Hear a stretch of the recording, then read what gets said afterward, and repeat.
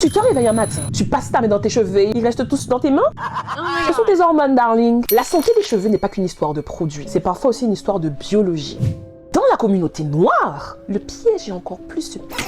Parce que les mécanismes hormonaux se superposent souvent à d'autres facteurs. Traction, inflammation chronique, cuir chevelu étouffé, laisse tout fait. On accuse évidemment les produits, les huiles, les coiffures, les coiffeuses aussi, alors que parfois le problème est juste systémique. Les androgènes par exemple. Quand le taux est élevé, tu peux observer différents comportements. Moins de densité, un éclaircissement progressif, surtout au sommet de la tête.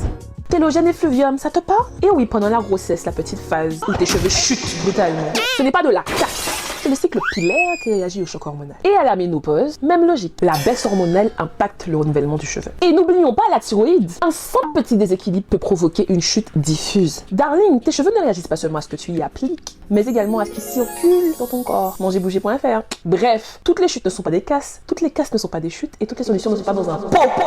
Ok? Dis-moi en commentaire si ça te parle, ça peut expliquer les chutes, la casse. Et abonne-toi! Nous pas les trop.